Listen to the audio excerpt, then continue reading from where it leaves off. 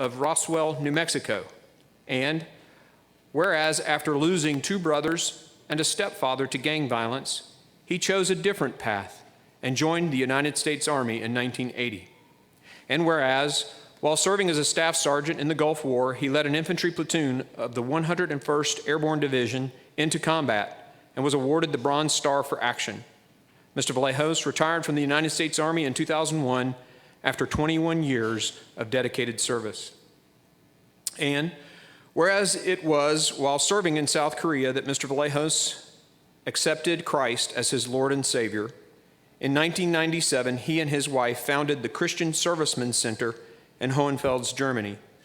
And whereas Mr. Vallejos' history of public service includes serving as the first ever Latino elected as a county commissioner in the state of Tennessee, he previously rendered sterling service as the Middle Tennessee Director, Treasurer, and the former president of the Tennessee County Commissioners Association before assuming his duties. Well, you're former president, right? Okay, I've got my sticky note. Thanks. Whereas now serving his second term as Montgomery County Commissioner, Tommy Vallejos also serves on the Legislative Liaison Committee, the Airport Authority Liaison, the Bi-County Waste Board, the Jail Juvenile Committee, and the Economic Development Council. Whereas, honoring his commitment to stopping gang violence, Mr. Vallejos travels around the country teaching gang awareness classes to schools, communities, and churches. He also counsels and mentors former gang members to help them become productive members of society. He preaches the gospel to prison inmates, providing hope and restoration where there is little hope. And whereas Tommy Vallejos is clearly an overachiever, it doesn't really say that, I'm just kidding. Whereas Tommy Vallejos has been married for 34 years to the love of his wife, Carolyn Vallejos. They are the proud parents of 4 children, and now I understand 7 grandchildren. Whereas the members of this General Assembly find it appropriate to acknowledge and applaud Tommy Vallejos for his dedication to the state of Tennessee and its citizens, now therefore, be it resolved by the Senate of the 109th General Assembly of the state of Tennessee, the House of Representatives concurring, that we hereby recognize and commend Tommy Vallejos for his rendering meritorious service to the citizens of Tennessee, and we extend to him our best wishes for continued service in all of his future endeavors. Signed, Senator Mark Green, Representative Joe Pitts, Representative Jay Reedy, Representative Curtis Johnson, Ron Ramsey, Lieutenant Governor of Tennessee, Beth Harwell, Speaker of the House of Representatives, and Governor Bill Haslam.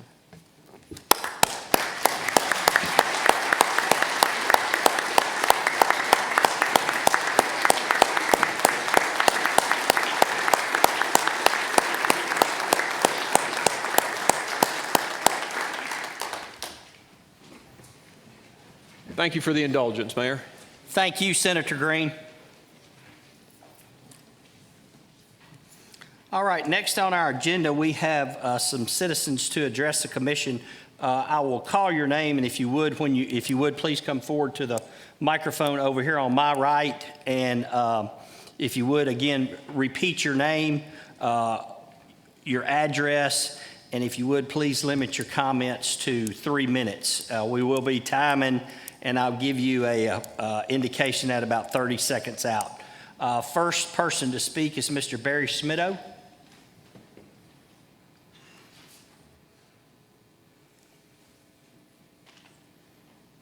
Thank you, Mayor. I thought I was going after Ms. Farrell, so I'm terribly unprepared. Also, You were supposed to. I messed up on the agenda. You can sit down, Barry. I'm sorry. Yeah. I don't mean to be rude. I just skipped over it. That'll give you some time to get your thoughts together, too. I'm so sorry. I didn't mean that. You can sit down, but I kind of did. I apologize. At this time, I'm going to have Ms. Jeanette Farrell, our Director of Animal Control. She's going to come up and give a presentation on our amendments to our proposed animal control regs. Jeanette, how are you? I apologize, Barry. That's good. Yeah. That's the first time that's out. Mr. Mayor, Commissioners, and members of our community, I want to thank you for this opportunity to present these proposed regulations to you. There's several, or actually quite a bit of changes in the current regulations, or the proposed regulations. I've actually incorporated a guideline in the regulations for what our animal control services do in the field. And bear with me while I learn this computer. Our animal care and control provides services, much needed animal services to our community by enforcing state and county codes and regulations. We provide animal safety and educational programs to the public, children in our community. We teach them how to read and reading programs in our shelter, and we also educate them on what to look for as far as animal abuse in the community. We also provide emergency and rescue services for animals in our community and other counties or other rescues should they need us. Last week, 2 of our animal control officers actually responded to a call for a dog which had fallen over an embankment on Loch C, and the only way to get to the dog was through water. So they did save the dog, who'd been there for quite a while. She had sores on her feet, was soaking wet, cold. And again, we also provide assistance to other rescue organizations in dire need. We investigate cruelty, neglect, and abuse of companion animals. There's a picture of a dog last week that we actually worked with other law enforcement agencies to rescue animals. This was actually Tennessee Department of Corrections out on a call, and CPD went out on the call as well. And they found these deplorable conditions for the dogs and called us. We also educate the public on adequate shelter and care and ensure compliance. We also maintain our animal shelter in accordance with the law by housing, feeding, and caring for the animals, licensing of animals, quarantine of rabies suspect animals, reduction of stray and unwanted animals through unwanted animal population through spaying and neutering, educating the public on the importance of spaying and neutering, community education with regard to pet overpopulation and animal cruelty. We also disposition our impounded animals by adoption, redemption, and our last resort is always euthanasia. Some highlights of the proposed regulations are actually that the impoundment laws have been strengthened to protect the community. An example in these regulations would be the seizure of animals at large upon return to the property. What we have commonplace is a dog will run off of its property, run back on, run off, run back on. And so this kind of gives us the authority to go ahead and impound the animal for the public safety and for that animal's safety until we can make contact with the owner. So there's just a few tweaks that we had put in there about impoundment. We've also strengthened we actually have a very huge problem in this community with people finding an animal and say, I found this, they'll put it on Facebook, I found this puppy, it's so cute, but I can't keep it. And they'll post on Facebook, does anyone want it? Or does anyone want this elderly dog that I found?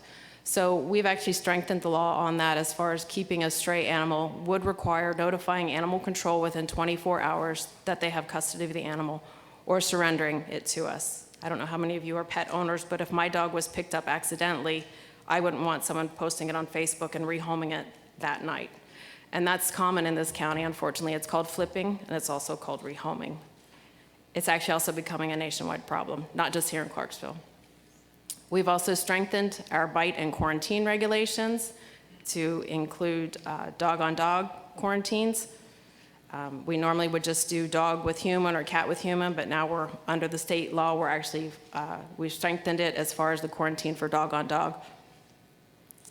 We also have a detailed explanation of responsibilities of registered rescues to ensure that rescues are held to standards that provide adequate care for the animals in their care. We do have several rescues, unfortunately, in this community that do have an abundance of animals. I can give you an example of one that has about 40 dogs in a 1,100 square foot home. We can't gain access. We can't check the welfare, unfortunately. So this will provide us a way to make sure that these animals are safe and cared for. We've also added the barking dog regulation, which actually enables animal control officers to enforce complaints about barking dogs. Dogs don't bark for any reason. They usually bark because there's an issue or a problem or because it's too hot or they don't have water. It's usually for an issue. Dogs normally just don't bark to bark. So we've added that in there because that's actually a high percentage of our calls are actually for barking dogs. And when we get there, it normally is actually a check the welfare situation. Those dogs are actually in need for us to step in. We have also added trap, neuter, release of cats in targeted areas in the county that will reduce cat populations and lower euthanasia rates. Our cruelty laws have also been strengthened and include definitions to help educate as well as enforce. We've also added unattended animals left in an automobile, and we've had the luxury of doing that due to the Tennessee state law, creating a new law protecting citizens saving animals left unattended in vehicles. We've also added new guidelines as far as the dangerous dog ordinance goes. We only have 6 dogs currently in the county that have been deemed dangerous, and that's not because of their breed, it's actually because they actually inflicted injury to a human or another companion animal. A dog is declared dangerous by causing a serious injury to a person or domestic animal. The new guidelines would be a more securely enclosed and locked enclosure to keep the dog. Should the dog reside in a rental property, we would need permission from the landlord that that dangerous dog can live in that residence. The dog owner must obtain $50,000 in liability insurance for the dog in case the dog were to bite again. Such animal would be photographed by animal control and photographs placed in that particular dangerous dog file. A DNA identification taken from a licensed vet would be needed and results kept in that dog's dangerous dog file. There's actually a company out of Knoxville that does this, and they're actually known nationwide. They actually have to do DNA on apartment complexes to do DNA samples on the dogs that leave little droppings everywhere. So this is actually quite common. The owner must display a sign at all entrances to the premises where the dog is kept, warning that a dangerous dog is on the premises. The owner must also advise Montgomery County Animal Care and Control if there's a change of ownership, custody, or location of the dog, and even death of the dog. I know one topic that we've been discussing a lot is county licensing for pets, and it is an animal's free ride home. If your animal was licensed and picked up, animal control could actually return your dog to your residence if it picks it up in the field. The policy and position statements on support of pet licensing is huge. These agencies support and encourage licensing programs for all companion dogs and cats. The ASPCA, National Animal Control Association, American Veterinary Medical Association, Humane Society of the United States, and American Humane Association. The pros of licensing. 40% of animals picked up in the field are returned immediately to home. We're actually able to pull up the tag information in our database, call you on your phone, and say, Mr. Smith, I have Fluffy. Would you like me to take him home? And the answer is always yes. Over 90% of licensed animals that go missing are actually returned within 48 hours. Licensed pets are held much longer at animal shelters, 10 days versus 3 days, before being made available for adoption or euthanized. The free ride home, again, is for a first offense. This does not encourage people to continuously let their dogs run at large thinking they'll have a free ride home. After that first offense, should it happen again, they would be cited just like anybody else. But on the first time of us picking up the dog, the pet owner would be spared impound fees, boarding fees, and their animal would not be stressed in a shelter environment. We actually had 4 dogs picked up Saturday evening from the fireworks that all had rabies tags on, and the vets are closed Saturday, so unfortunately those dogs sat there Saturday night, Sunday, and Monday. If they'd actually had their county license on, we could have pulled up the information immediately of where their owner lived and made contact, and the dog never would have had to step foot in the shelter, or cat. We would have instant access to rabies information should any members of our community be bitten. The problem with the rabies tag is when the vet is closed, we can't pick up the phone and call them and find out who that animal belongs to. There's no nationwide database or Tennessee state database of being able to trace rabies tags. All it tells you is what vet it was given at. Other than that, it doesn't tell us owner information. If the vet is closed, again, we just have no way to make contact. A license ensures that dogs are vaccinated against rabies, which is a fatal disease, and owners would need to provide us with proof of rabies before getting a license. Pets will be examined more often by licensed veterinarians in order to obtain a rabies vaccination to purchase the license. A citizen is also more likely to confine your dog if it's running at large, if it has tags on, versus a stray dog that has absolutely no identification running down the road. If a licensed pet is found injured, animal control knows it has an owner. We can authorize medical treatment. We can also look up in our database who the vet is, make contact with them, and meet you at the vet with your injured animal. Many of the animals animal control officers pick up are homeless or never had caring owners. We are their only safe haven. It also shows proof of ownership. I'd like to show you this.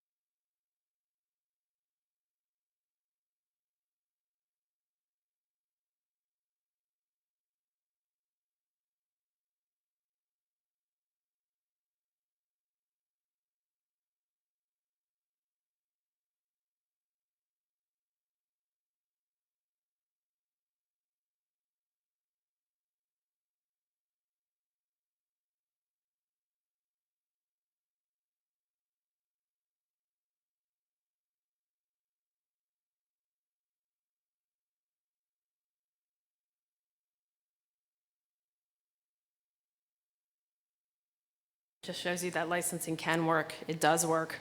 I've picked up numerous animals in the field with county licenses on and taken them straight home, and the owners have been so grateful. Licensing does work. This dog was reunited with his owner after a recent Oklahoma tornado due to his dog license. Licensing by Montgomery County Animal Care and Control. Montgomery County Animal Care and Control actually already has the software to license animals. There'll be no additional fees as far as starting the program up other than ordering the tags. The tags are 11 cents a piece. National Band and Tag Company is the largest tag company, and they're based out of Newport, Kentucky. They provide the licenses pre-made for municipalities in all 50 states and are the most inexpensive pet license tag company in the nation. We can sell the tags to the public at the shelter, through veterinary clinics, and even online. Our army of volunteers can also assist with licensing. This is actually an example of a shelter with 10 years of statistical data. This county is actually half rural, half city, and is 577 square miles. So it's very similar to our county. These are the 10 years worth of statistics. In fiscal year 2006, they weren't keeping track of percentage, but they did start in 2008, and you can see there was a 28% compliance. We're about 7 years later, they're looking at 44% compliance. Their administrative manager stated, "I find that once people are in compliance, they tend to stay in compliance. Each month I run is higher than the previous month from the prior year." So this shows that it works. Statistics, data, compliance. Where does the funding go? It goes to the lost and abandoned homeless animals in our community. It's direct support of the shelter, which takes in over 5,000 animals a year. And we actually pulled stats today, and it looks as if we are going to be well over 5,000 animals this year. We're actually 400 animals above where we were last year. It helps the staff have more time to conduct abuse and neglect cases, bite investigations, animal attacks, injured animal rescues, animal placement, and adoption. It can offer low-cost spay and neuter programs as well as adoption, fostering programs, and rescue programs, thus saving even more lives in our county. It will provide medical funding and treatment.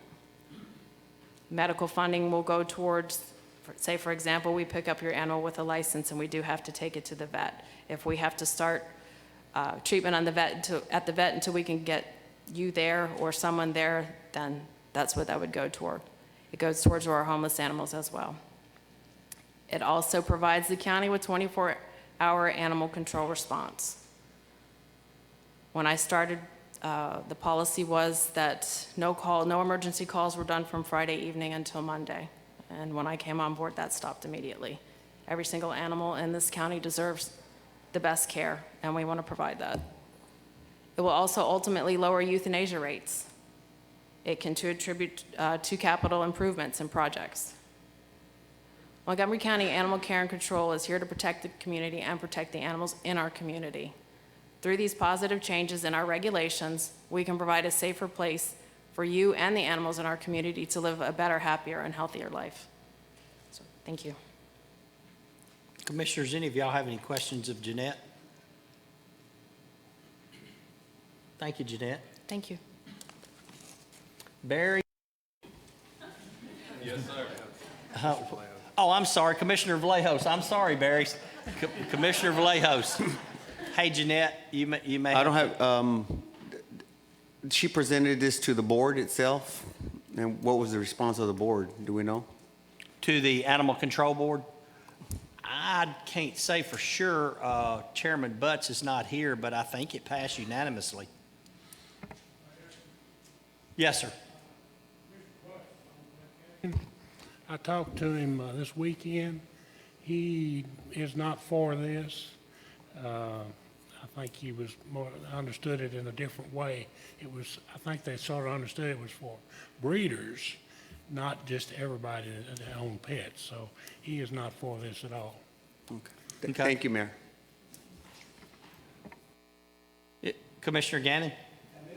Going to come back up in August, correct? Yeah, and Okay. just so the commissioners will know, Jeanette came to myself and Jeff probably 4 or 5 months ago about our animal control regulations, and as she went through this, she mentioned a lot of highlights, and the one that's bringing up the big topic is the pet licensing. But there's a lot of good changes in there. Our regulations are pretty watered down. There are a lot of gray areas in it, and we tried to tie all those up. And so to be transparent with everybody, we knew it was going to be a hot topic. I told Jeanette it was going to be a hot topic. We set up an email address to get comments from people. We forward every one of those to the county commissioners. And I think some of some that were questions, I think you maybe have even received Jeanette's responses to them. And, you know, I'm just a firm believer in, I don't think I should kill an idea at my desk. I think to govern properly, it's up to this body to debate an issue. I don't think I should have the authority to kill an item on my desk, and I'm not going to govern that way. And so I think it's a matter that comes before this commission. I'm the executive branch. Y'all are the legislative branch. Y'all make the rules. And if I was sitting in your seat, it'd be a tough vote for me, but I don't think I should kill it there. And so therefore, that's why we're going through this process. When it was brought to the Budget Committee, I suggested then that as opposed to voting on it then, why don't we get Jeanette to do a presentation to the entire commission? Let's get feedback from the community, and then we'll bring it up at our August meeting. So that's kind of where we are. Any more questions of Commissioner Sokol? Thank you, Mayor. Have we changed the name from Montgomery County Animal Control to something else? Yes, sir. That was changed 8 months ago, a year ago. Yeah.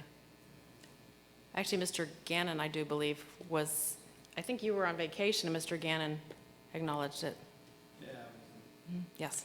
Well, the other thing is, between now and the August session, I'd appreciate it if I could get a copy of the animal control regulation outlining the changes.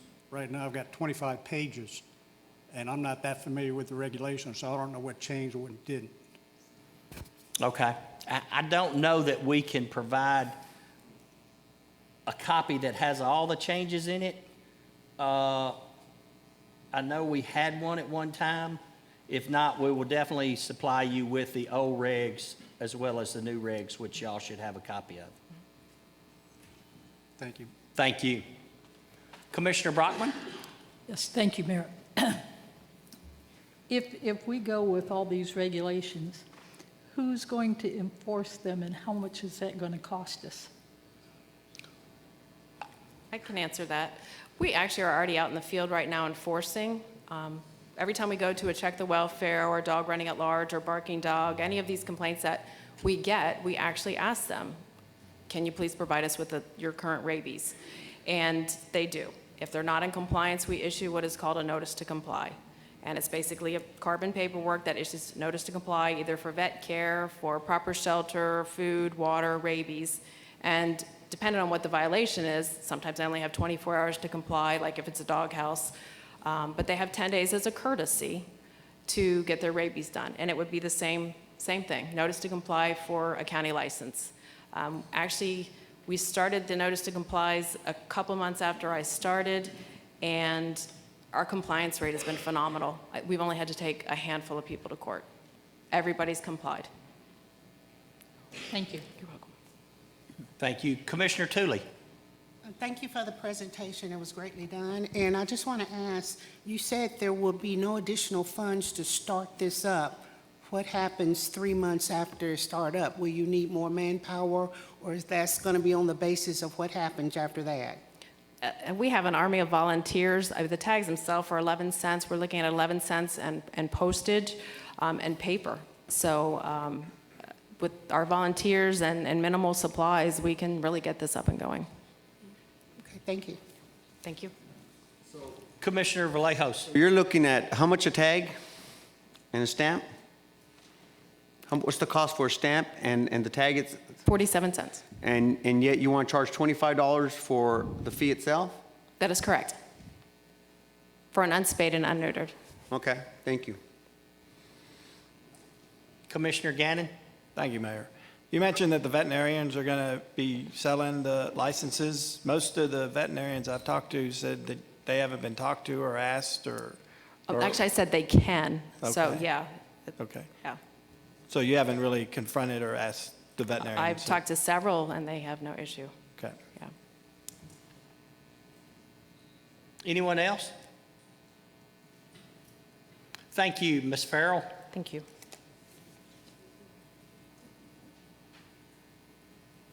Barry, before I call you, I'm going to let her get set down and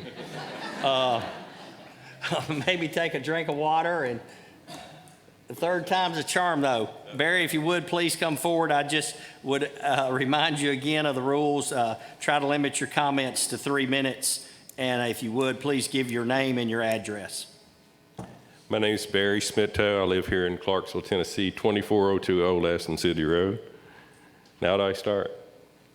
Have my timer and everything. I'm also known as Cat Crooner. I was featured in a headline article in the Leaf Chronicle for some cats that I rescued. Thousands of lives depend on the decisions you're about to make.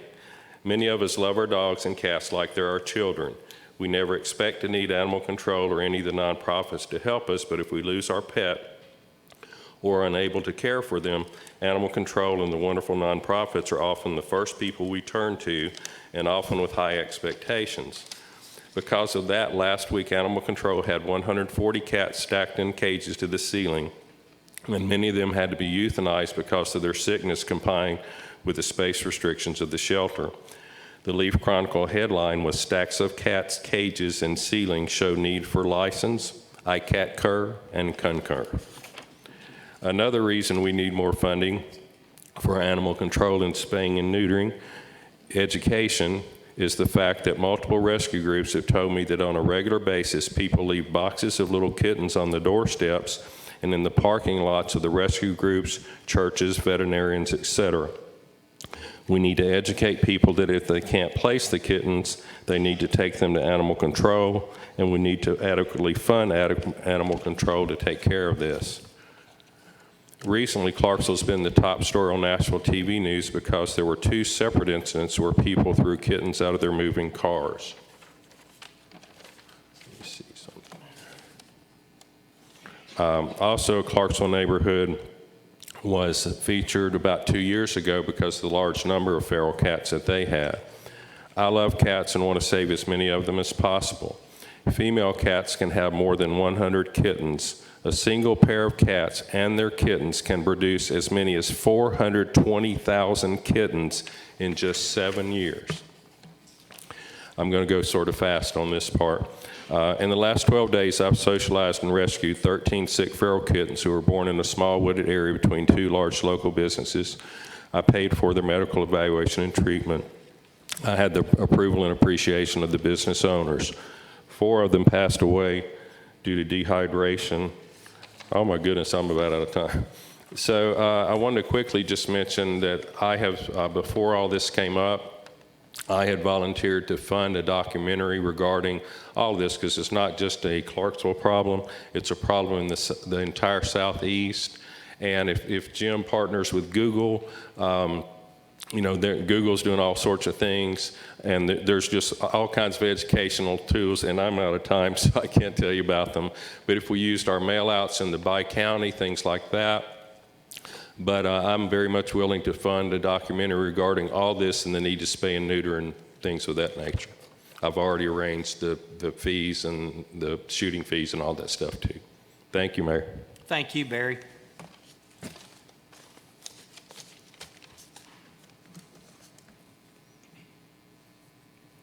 Ms. Thurston?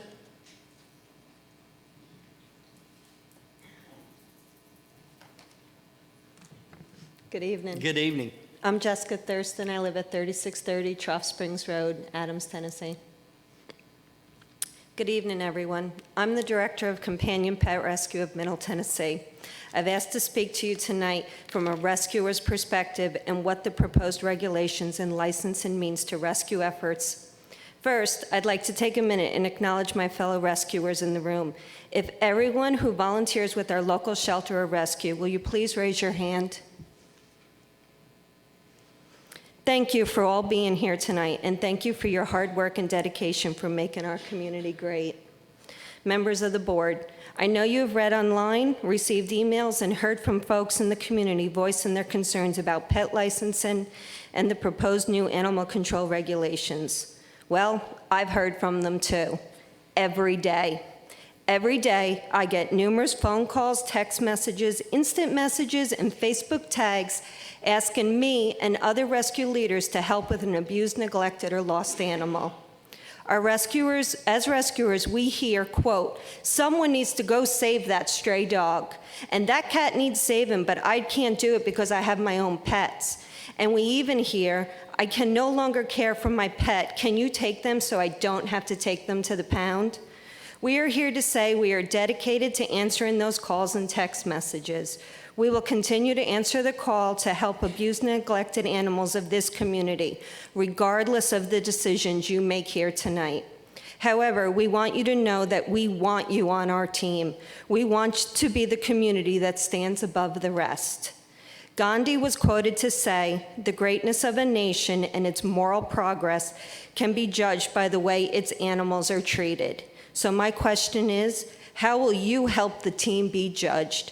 Will you help us show others how great Clarksville is and can be?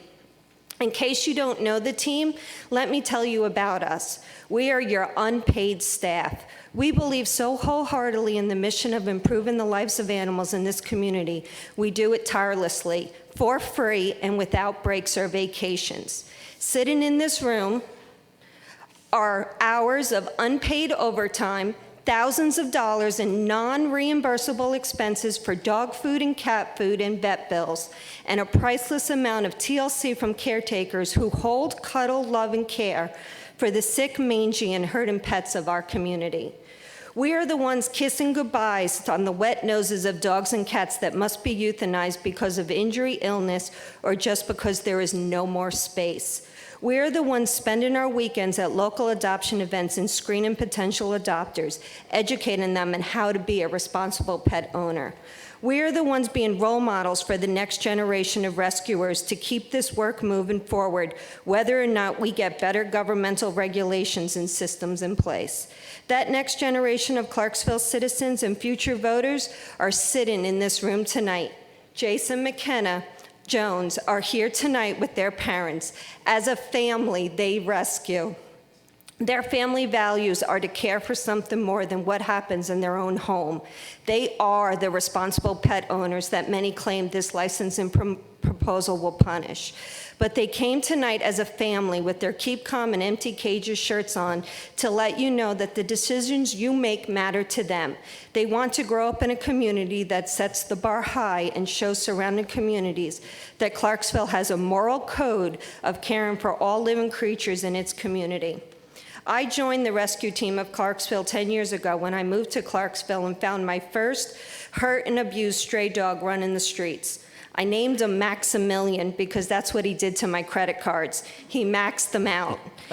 I maxed out my credit cards, helping him to get healthy, be fully vetted, neutered, and find a forever family. I have been actively involved in the rescue efforts of this community since that time and have watched the evolution of local rescue efforts. I have watched us go through 3 animal control directors. Ms. Thurston, you're kind of beyond the time limit. If you would, please wrap it up as quick as you can. I'm delighted we have a mayor that supports us and comes to every welfare event that we have, and a director that fully believes she has a vision for Clarksville. It's about starting the conversation that is 10 years overdue and starting a process that helps our community achieve greatness. Thank you for your time. Thank you.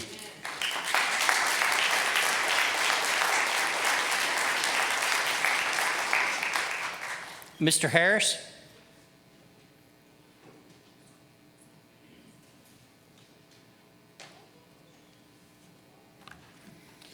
My name's Eric Harris. I live at 1010 Trevor Drive, Clarksville.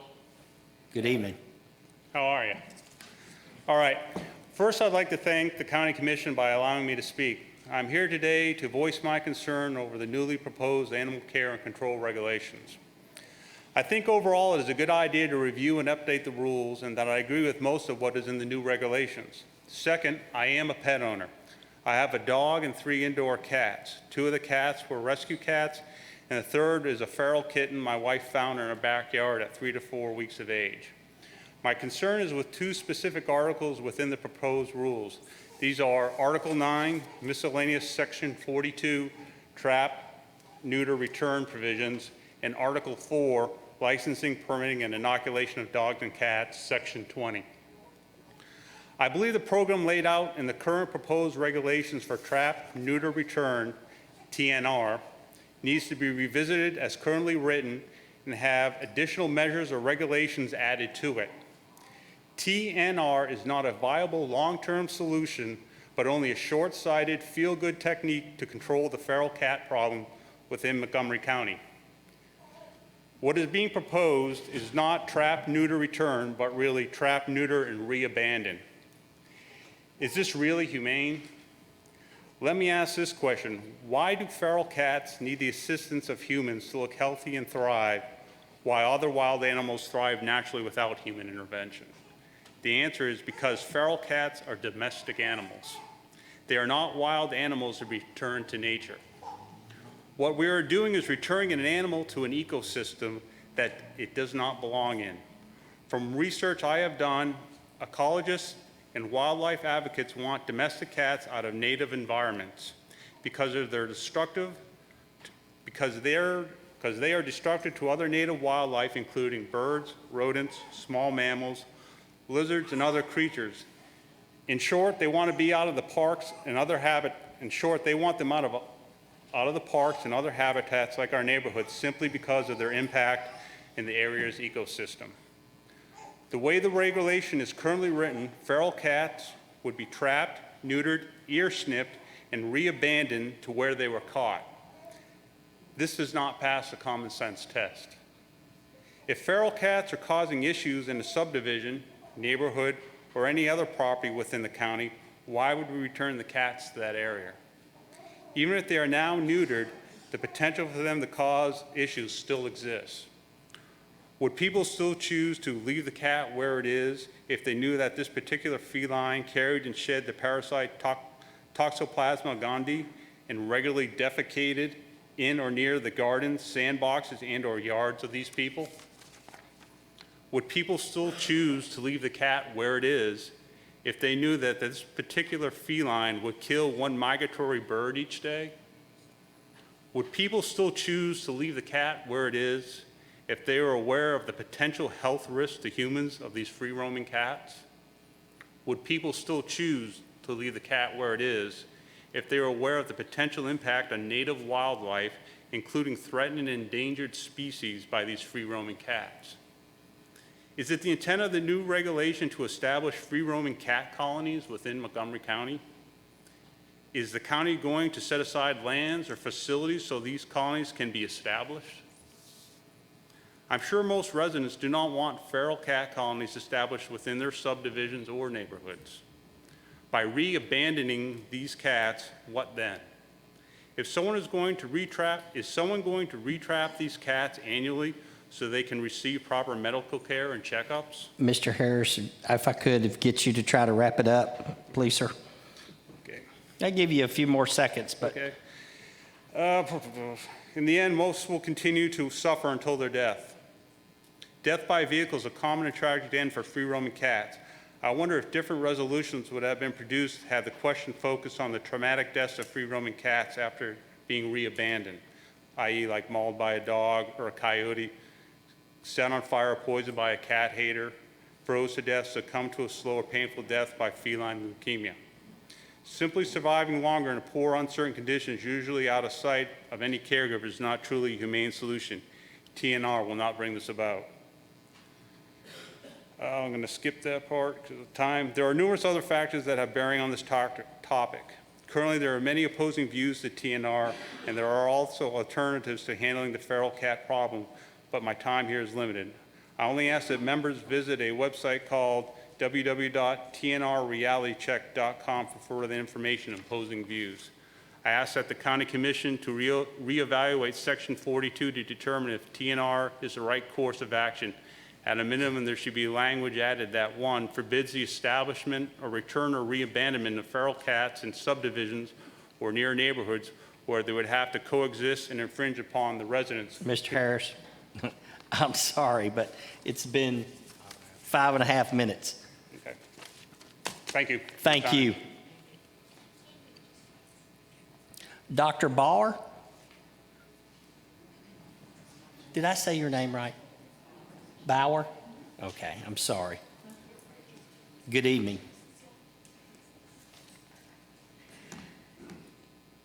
Good evening. My name is Karen Bauer. I'm a veterinarian here in town. Thank you for the opportunity to speak. So pet licensing, while commonplace in many parts of the country, is certainly turning out to be a divisive and contentious proposal in our county. If this proposal is going to be even marginally successful, I think what we need to do is make sure that we offer support and incentives to encourage and reward responsible pet ownership and enforce reasonable penalties against pet owners that are not responsible. Furthermore, I think the ban on cats running at large should immediately be lifted to allow for thousands and thousands of available grant money to provide trap, neuter release for these cats, for cat populations which are already in existence. These are colonies that already exist. They are there. They're already there. Other incentive options I think we could consider would be to make the registration process voluntary at the outset of the program and perhaps even offer reduced or one-time lifetime registrations rather than annual fees for those pet owners who already have their pets spayed or neutered, microchipped, and rabies vaccinated. Dogs that are picked up by animal control and are found to be intact should be spayed, neutered, rabies vaccinated, and microchipped prior to return to the owner, thereby making equal or similar the cost to adopt an animal as it is to receive your animal back again. I don't think that veterinarians should be made responsible for collecting these fees. I just don't think the tax collection is part of what we should be doing. There are 2 documents that I believe the Commission is going to receive. One was prepared by the National Animal Interest Alliance. It has the essential elements of what makes up a successful pet licensing ordinance. It details what works and what doesn't work.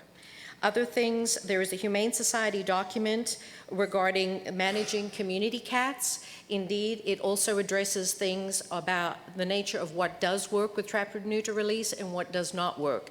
The idea is not to trap and catch every cat out there, spay and neuter them, vaccinate them, fully vet them, and throw them back out there. There are cats that are sick that need to be euthanized, and there are other unsocialized cats that cannot be homed because they are feral. Those cats could be spayed, neutered, vaccinated for rabies, and re-released. Outdoor cats do not live an ideal life. They tend to live a very short life, probably 5 years at most, even if they are spayed and neutered. So no, it is not a solution to the overall problem of pet population, but as long as we don't do something about these cats that are reproducing and reproducing and reproducing, we're opting to do nothing rather than doing something. I think that's probably everything. I think I made it in my 3 minutes. You're about out of time. Okay, then I'm done. Thank you. Thank you. Dr. Bauer mentioned 2 documents she requested that we provide those to the commissioners. It was kind of a late request, but we'll get that information to you and put it in your drop boxes for you, the 2 documents that she mentioned. So we will provide those for you. Ms. Britt?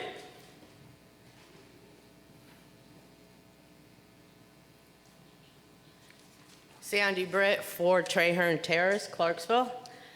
I'll keep this short because I'm a far better writer than I am a speaker, and because I sent each of you a letter and wrote a guest commentary for the Leaf Chronicle explaining the reasons I support pet licensing.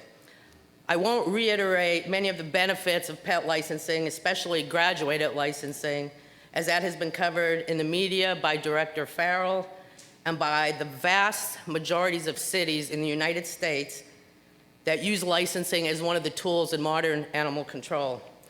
What I find perplexing is that on one hand, Montgomery County presents itself as a progressive community when trying to attract business and industry. But when it comes to something as common as pet licensing, some commissioners reject it out of hand as if we were a rural one-horse town. What does that say to prospective citizens and businesses that we are so backward in some areas? Some of you have said that you will vote no because most letters you receive from constituents are against it. Let me remind you that we have a representative form of government. We do not take popular votes on issues before local government for obvious reasons. We elected you and expect you to lead, not follow. Your job is to study an issue and make an informed decision based on what's best for the county as a whole, not to follow those who know the least about an issue simply because they complain the loudest. Being a leader means sometimes you must make decisions that are not popular among those whose only arguments are government is too big, we don't need another tax, or pet licenses punish responsible owners, which they do not any more than hunting licenses punish hunters or fishing licenses punish fishermen. Being a leader means you understand those against something are always the loudest, but are usually not the most knowledgeable or the majority opinion. Do not base your decision on anything but the facts and what is best for Montgomery County. And by some of the questions I heard here, I believe a lot of you really need to learn more about licensing.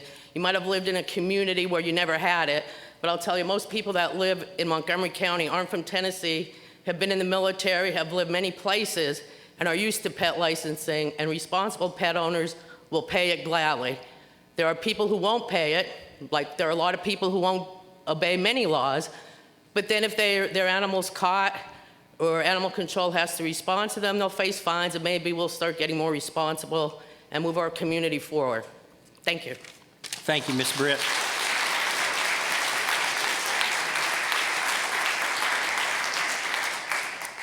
Just a reminder to the public, there's some forms in the back on the two back tables. If you'd like to address the commission, we have a process that you have to go through, and those forms are on the back in case somebody thought they might get to speak tonight and didn't. I apologize, but we do have a process. And so if you would like to address the commission about this topic or any other topic, those forms are on the two back tables in the back.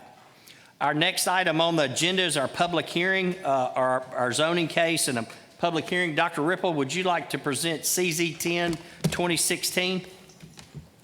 Yes, I would, Mayor, if you give me a chance to get the I think computer while you're up. plugging up, that we'll have a few people may Depart.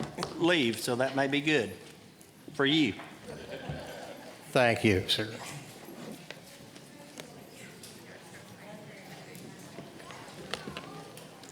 That's just a power bill. Why can't I hook that up?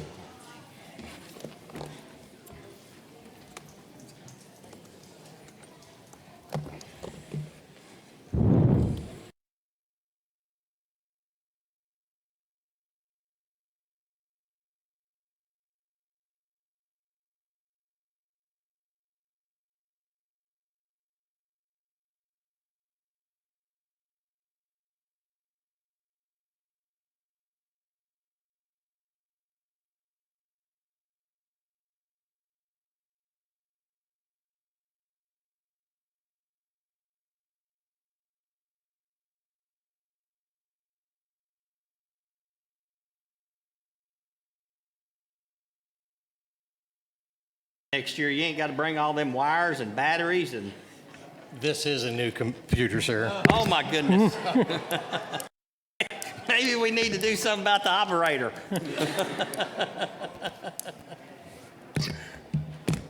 Does this have to go in there?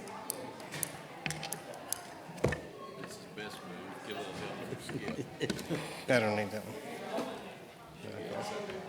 Thank you.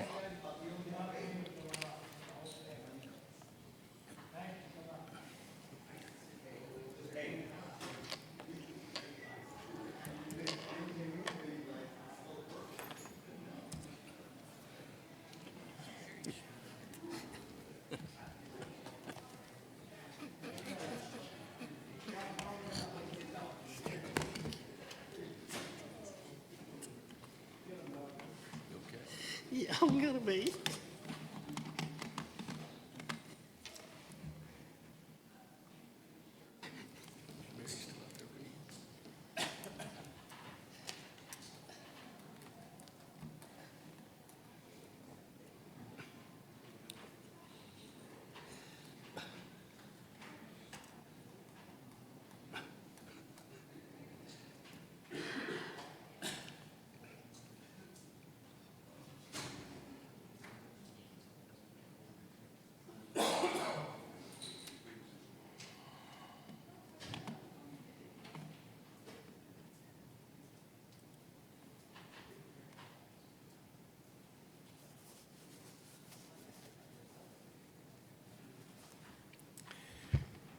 Good evening, Mayor and Commissioners. I have one rezoning case to present here tonight. This is the property of Shirley Frey Joyner, located on the south side of Sango Road, just east of the Woodson Road intersection. It is roughly 36 acres. The rezoning is from agricultural to R1A, not R1 that shows up some of the agendas. It's R1A, which is the 12,000 square foot lot. This is extension of the existing R1A that's found to the west on several properties. The 36 acre site is constrained by a TVA easement that's on the east property line that reduces it by 5 acres roughly. There's also a wooded section in the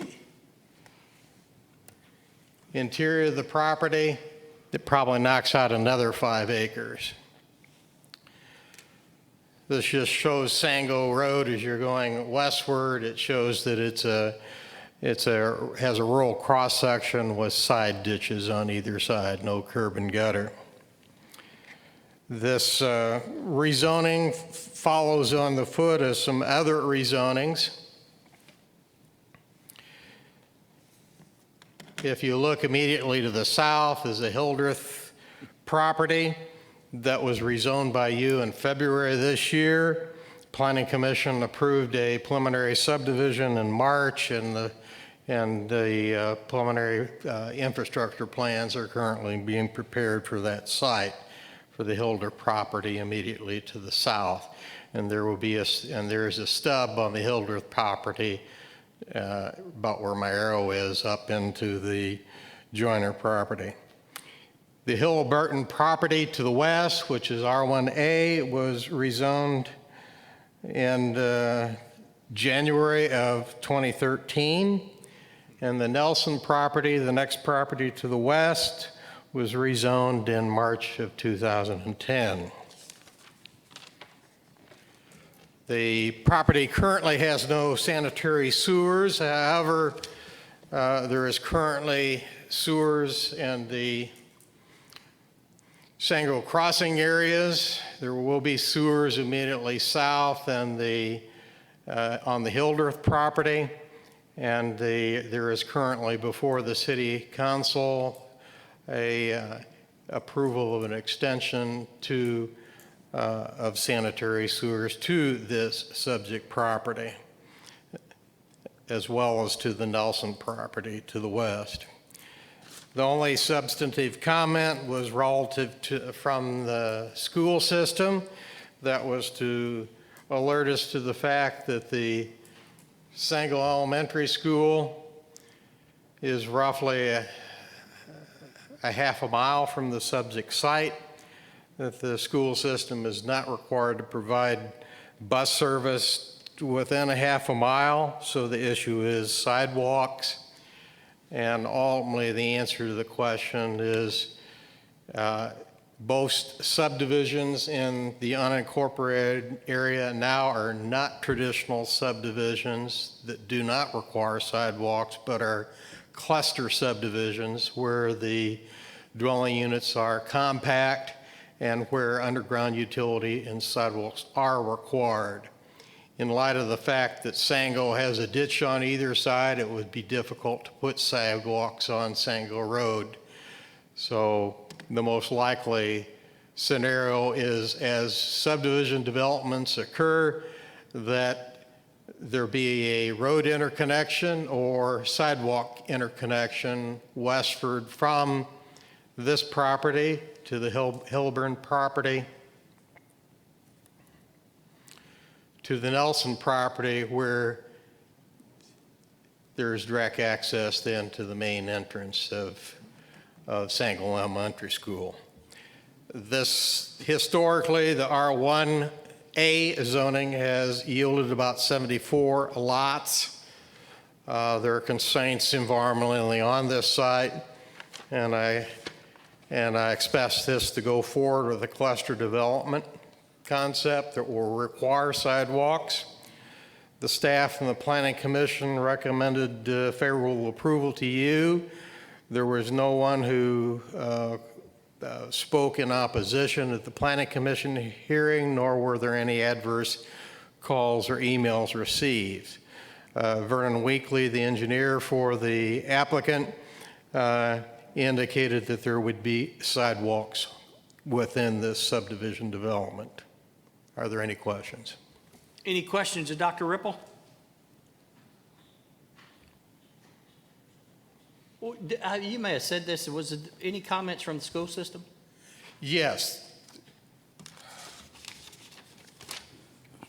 School system specifically said this development is located within a half mile of Elementary.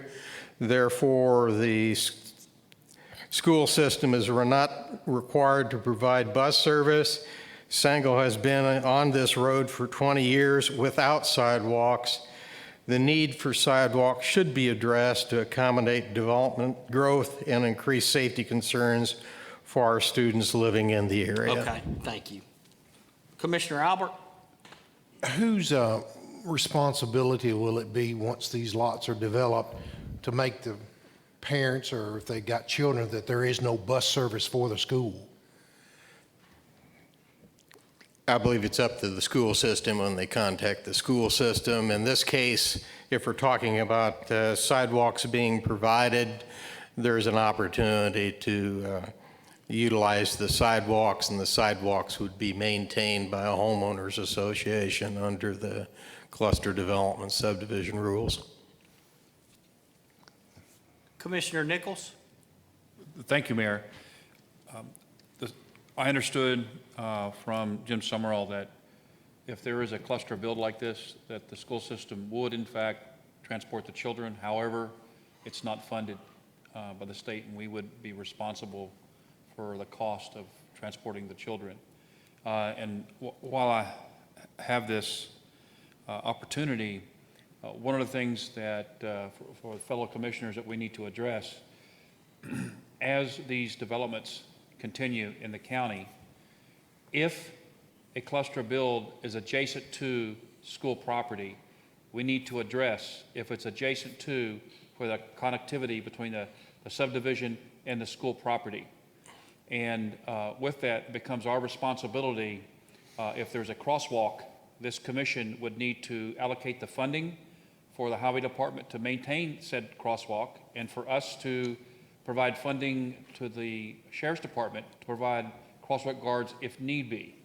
That is a future discussion that we're going to need to address as we have these cluster builds into the county, as we're growing. I'm in support of this particular resolution because there's no alternative of building sidewalks along Sangle Road. It's not going to happen. It's just not cost feasible for the developer and or the county to pay for those sidewalks. However, if we can, if there will be connectivity between these different subdivisions as they work toward the school system, then we have the ability to make sure that we have those connecting sidewalks for the safety of our children to the school property. Thank you. Thank you, Commissioner Nichols. Commissioner Jason Hodges? To what Commissioner Nichols just said, you know, I think we need to look at the long-term cost too, right? Because if a kid lives within a quarter of a mile to a school and we're busing that kid to school every day because we don't have sidewalks and a safe place for that kid to walk, then over the long term, we're going to cost ourselves a lot more money by busing a kid to school every day rather than building a one-time cost of sidewalks. Thanks. Thank you. I think it'd be interesting to know from the school system, how many of those kids do they bus right now? I know of a lot of areas that they currently bus that are within half a mile that don't have sidewalks. Any other commissioners to ask Dr. Ripple a question? All right, at this time, Dr. Ripple, thank you. Thank you. At this time, we're going to go into public hearing to hear any comments in regard to CZ 10 2016, application of Shirley Fry Joyner from AG to R1A. Is there anyone in the audience that would like to speak in favor of this zoning request?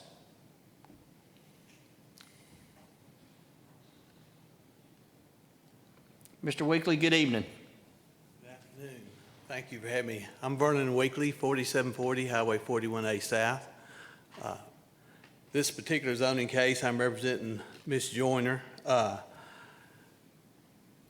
It has gone through the Planning Commission and got their support both on the staff and at the commission level. There was some talk about sidewalk. I will be here to tell you that the development itself will have sidewalk within it. It will be interconnected with the Ken Halliburton property, which is immediately to its west. So that would give it contiguous, and then that property would be contiguous with the Nelson property on to its west. What will happen in the future as things develop is these sidewalk developments will tie together, and they'll be on what we call a local road, a low traffic road where it's safe for the kids to walk. I don't know if y'all been up and down Sango Road much. I lived out that way, so I've seen it my whole life. It's just a madhouse road. It's traffic lane, stripe to stripe, and the rest of the property is ditch. If somehow you could put a sidewalk over there, my kids or now my grandkids wouldn't get to walk on that sidewalk. It would just be too unsafe. But this system of interconnecting the subdivisions on the local roads and building the sidewalks will be a safe alternative, and will eventually get these sidewalks to Sango. And to prick Sango just a little bit, they have over a half a mile of frontage roads leading to and from the school, both to Tross Springs and Sango, and they have 0 feet of sidewalk. And so I think it'll all come together. It will be in the future. And so I'm here tonight to, other things about this project that are good. The Hildreth property y'all rezoned just a few months ago has one access to Towles Lane. This will interconnect it through to Sango because there's a stub that connects to that subdivision also. That'll give both subdivisions working together. We'll have 2 ways in and out now, one to Sango, one to a real good safety point. It is going before the city for utility extensions. I expect to have that at their next, we're on the agenda for the next meeting, and then so far no bumps in getting approval for utility extensions. And I'd be glad to answer any questions, and I'd appreciate your vote on this measure. Any questions of Mr. Weekly? Commissioner Nichols. Yes, thank you. Just a comment more than a question. The connectivity between the different cluster builds is a continuous sidewalk once all of the property is built out. And then it would become, if I understand correctly, if I misspeak, let me know, but once each of the developers have a continuous sidewalk for the children to walk on a secondary road, then to cross over onto the school property, then it becomes the county's responsibility to build the crosswalk and maintain said crosswalk. And if I understand correctly, there's some discussion will take place in the future, but once the developer and the county has done that, I understand the school system, which we will obviously fund, provide the connectivity with the sidewalk on school property to the developer's sidewalk and crosswalk. Is that what you understand? That would be how I understand it too. And I would like to say, all these developments pay that $500 per lot impact fee that's supposed to go straight to the schools, and they have it's their call on how they spend that money. So if it is to build a crosswalk or to build sidewalk, from the school out to the connecting road, those funds are also there from the developer through that tax. Thank you. Any other questions of Mr. Weekly? Thank you, Mr. Weekly. Is there anyone else in the audience that would like to speak on behalf of CZ 10 2016? Anyone in the audience would like to speak in opposition to CZ 10 2016? Mr. Gatewood, how are you? I'm great. How are you? I've got notes this time. So Okay. Thank you, Commissioners. Mr. Mayor, I'm Richard Gatewood, live at 371 Ironworkers Road, District 3. I think it's no secret that I'm not a big fan of developing on agricultural property. And I'll remind you again that we lose 1,600 acres every year of tillable agricultural land to development. But you've heard that from me several times before, so I won't dwell on it. I will mention that I looked up on 4 different sites on the internet today because I wanted accurate data for today, and every single one I looked at said there was over 2,000 homes for sale in Montgomery County already. The highest one was 2,697. We're already behind the current infrastructure needs. We already know that. Y'all been talking about that. And I've been hearing one big word that I love hearing about, and that's called safety. And I'll get on more of that in just a minute. We did get reported lately at Clarksville, not Montgomery County, but we know as Clarksville goes, so does Montgomery County, is the number 3 worst violator in the United States of America. Not Tennessee, the United States of America, worst sprawling city. That's in America. From Alaska to Hawaii, by the way. I know that we're trying to get healthier as a county, and that's a great thing. But I really don't see how putting more traffic and more houses on the one road that a lot of people like to use to ride their bikes and run and walk on, I don't see how that's going to help the county get healthier by putting more traffic on that road and decreasing the safety. I think it's also interesting to wonder how is increasing the population of people on that road going to help our EMS, our firefighters, and our law enforcement do their job for the population that's already out there. And in closing, I think the ultimate question here that I really want to hit home is what is the benefit to the people that already live out there? What is the benefit to them, the people that are already living there, already paying taxes, already vote? What is the benefit to them that this development happens? Thank you for your time. Thank you, Mr. Gatewood. Anyone else in the audience like to speak in opposition to CZ 10 2016? At this time, our public hearing is closed. Now we'll go on to our resolutions. Our first resolution is 1671, a resolution to appropriate funds in the information technology budget for assisted listening devices systems for the courtrooms. This is an end-of-life system.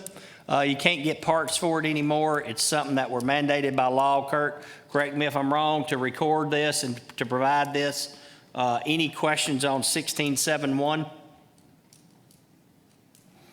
1672, resolution authorizing the service weapon carried by a sheriff or deputy sheriff who has retired with honorable service to retain their service weapon upon retirement.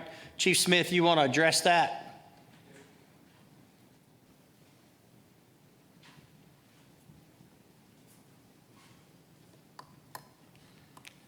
Thank you, Mayor. Good evening, Commissioners. The Tennessee General Assembly passed a law this session that allowed a legislative body to pass by 2/3 majority a resolution that would allow a sheriff or deputy sheriff to retain their service weapon after credible retirement. We brought this resolution forward that defines credible service as 20 continuous years as a deputy sheriff, and upon retirement that they would allow to be able to retain their service weapon. This is something that most law enforcement agencies do as a part of tradition. We have a regular operating budget that includes law enforcement equipment. The price of a weapon is $409, and we think that's a very small price to reward someone after 20 years of service. We average about 2 employees a year, so you're only looking at about $818 for the cost of this. In reality, one of the things that we do in the sheriff's office is that through the course of our enforcement activities, we sometimes seize weapons. And based on that person's or that violator's disposition in court, sometimes they're not able to retain possession of that weapon, and that is therefore transferred through a judicial order to the custody of the sheriff. Once we have a certain amount of those weapons in our inventory, we then turn around and petition the court under law that allows us to spend those proceeds from trading those weapons. We can buy body armor or we can buy weapons. So in reality, this last year we had about $5,000 worth of traded weapons, but the year before that about $1,500. So even though the resolution requires a funding mechanism, in reality it's not going to cost anything because we've already had discussions inside the sheriff's office that any seized weapons, once they are adjudicated to our possession and traded under law, we will retain enough sidearms to replenish any that we may lose through retirement. Any questions of Chief Smith? Commissioner Albert?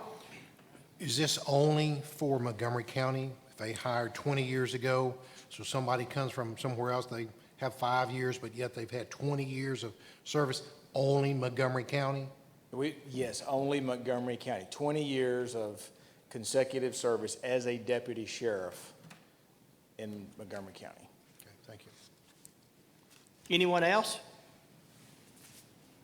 Chief, thank you. Thank you. Resolution, you got this next one too, don't you? That's why you're standing up there? Yes, sir. Okay, I kind of figured that when I saw you not moving. 1673 is a resolution to adopt an interlocal agreement between the City of Clarksville and Montgomery County for joint funding from the Bureau of Justice Assistance, JAG, of the United States Department of Justice.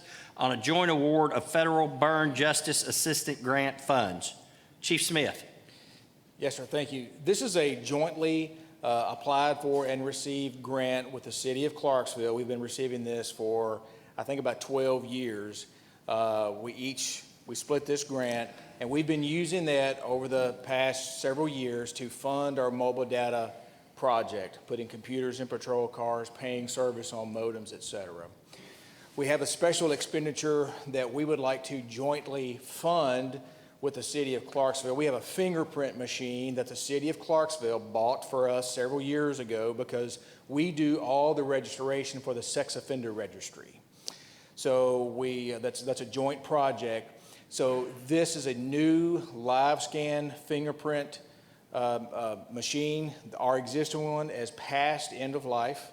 This is a $17,000 forklift upgrade. It's a whole new system, in other words. So the grant award is for $62,000. The price of the new fingerprint machine is about $17,000. So we're going to take that off the top of the grant award and then split the remaining balance, which is about $22,000 for the county and then about $22,000 for the city. So that's what we're going to do with this year's proceed. Again, this is not a matching grant, and it's one that we've been receiving for about 12 years. Any questions of Chief Smith? Commissioner Albert? Not on this particular one. Can we go back to the previous? Yes, sir. What happens once the retiree, they pass that weapon? What happens to it? The way that the law is written is that once they retire with credible service, that weapon becomes their personal possession. So it belongs to them at that point. So their spouse, do they then have to register as the permit for that particular weapon? No, there's no registration for handgun in the state of Tennessee. Okay, thank you. You're welcome. To carry it, they would have to register it. Yes, to or actually they would have carry. to have a carry permit, but not for the weapon itself. Right. This resolution only gives them possession of it. To carry the weapon, they have to comply with their retired officer with 18 U.S. Code 926C. Any questions, Chief Smith? Thank you, sir. Trying to go before I get another one. Thank you. Resolution 1674 is a resolution approving the Industrial Development Board's Economic Impact Plan, policies and procedures and support agreement for the Civic Plaza Development Area. I'm going to ask Mr. Harvey to address this, but this is something, it's regarding to the TIF. We asked the Industrial Development Board through a resolution to do this. They've gone through their procedures. They've had their public hearing. I know some commissioners have asked about whether or not the city of Clarksville can participate in it. And so I'll just turn it over to Mr. Harvey to briefly give y'all an update on it as well. You're going to have to time me on that 3 minutes. Right? It'd never work. I'm not really sure what to say. We've had several study groups, several meetings, several revisions, and it's been bantered about quite a bit. It functions and works just like we had always discussed. One of the commissioners quizzed me a bit on that topic the mayor just mentioned, which is the participation of the city. If you'll remember the structure of our process, the Industrial Development Board really begins the process by submitting to you a proposal. We generated that beginning point by a resolution which said we will prepare a structure and give it to the IDB and ask them to consider and submit it back to us. In other words, we don't pass it ourselves. We vote to pass or it fails to pass a proposal from the Industrial Development Board. We generated for the Industrial Development Board a first pass, so to speak, on a economic impact plan, policies and procedures for handling suggested fees, suggested limitations. This body did vote to move forward ahead without the city's participation. And our original resolution to submit something included the city. You voted to remove the city. We removed the city. We continued to work on it. We continued to study, and we worked with the IDB. And I think the safest, certainly an accurate thing to say, and the safest thing to say is this is an Industrial Development Board proposal. And I think they wanted to give the city the option to participate. So through its development, your lawyers crafted an economic impact plan, policies and procedures, and a support agreement. And those are all attached here. And it can sit alone without any participation by the city at all. In other words, you have a document that can move forward and you can be voting on it next Monday night. That does not include the city. But the Industrial Development Board wanted to give the city the option to participate on those same terms with their tax. They did not want to leave out the opportunity for the city to join you in your plan. So we have your plan, which will be approved, and if you vote to approve it, and create the TIF district. And if the city chooses to do so, then they can choose to do so by their own ordinance, in their own protocol, and with their own tax dollars as the incentive. So that's the proposal the IDB has sent back to you. In other words, they say this is what we'd like to do, but you have the power to vote that up or down. Mr. Harvey, if I could ask you a couple of questions. I know that the city had some concerns about some of the issues with inside the document that the IDB had. I think all of those have been answered, I think, satisfactory, with the exception of one, and that was, and correct me if I'm wrong, that they wanted to have appointment rights to the Industrial Development Board or something along those lines. Is that, am I somewhat correct? I think there were probably three matters, if I can get these right. First off, one was you are creating a TIF district. And I consider the meeting we had at the comptroller's office to have ended with a thumbs up, that this would be the first TIF district created under the IDB side of the act, that it would be an effective use of the statute, and it would be the most extensive use of the statute to date under the IDB Act, as opposed to the housing development. But there was some discussion about whether we would not use the existing IDB that we have here, and we would create a new IDB and with appointment powers by the city and by the county, and to do this or to do that. And that came about pretty late in the game, and you had already sent me over there with at least some pretty straight marching orders that we felt the Industrial Development Board, which is made up by appointees of the county, but frankly, there are also oftentimes a high percentage of those people who are also citizens of the city of Clarksville, and in fact, sometimes I think it's 100%. So that's an Industrial Development Board that we've worked with since the very beginning. It was in your initial resolution that we use the IDB. That IDB had already agreed to do so. And so we didn't start about trying to appoint a different IDB. They also were concerned about whether or not the statute allowed for a district, and we believe confidently that it does. And so I don't know that you would say we agreed on that, but we believe it allows for a district. And then thirdly, if it didn't allow for a district, their discussion was to create a reserve within our plan so that they could, as the IDB, they would ask us to move forward with our plan, but then they would always be able to vote on each plan and go through the process of the statute that we would have already gone through and analyze each project on a project-by-project basis, which they can have the right to do. You can create a TIF You might remember early on in my career with you, I said a TIF can look like an elephant or look like a duck. You can create a TIF that looks differently in different circumstances, and the city could look at things still piecemeal. So there's no reason to give them the power within our document to do that which they could do by statute on their own. So we didn't make those changes. We made a lot of others.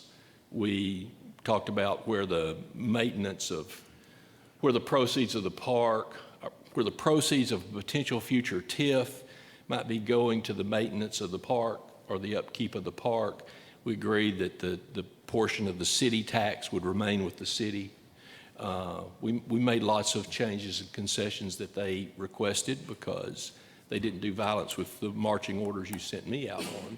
And then the IDB had to weigh all those, and they sent us back the document that they have. So we made a lot of concessions, but there were probably those 3 areas we didn't agree on. Commissioner Redd? Thank you, Mayor. In addition to the portion that you said that was changed, I remember that I think it was Commissioner Vallejos that made the motion to take the city out, and it passed, and then I noticed that it was back in here again, and I may be wrong. My memory is not what it used to be, but I think there was also a motion made that before let me see where this is. Sorry. Section 2, description of the Civic Plaza Economic Impact Plan. If you look at the very last sentence, it says the approval or disapproval of any tax incentive initiative in connection with the development or redevelopment of eligible project will be the sole and absolute decision of the board. And I think that we had made a motion and it passed that it would be reviewed by this legislative body on those funds that would be given out.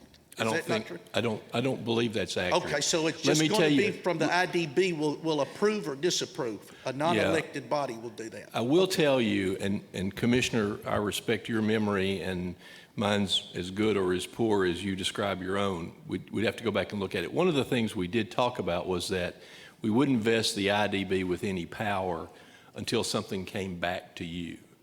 And this is what's now coming back to you. And the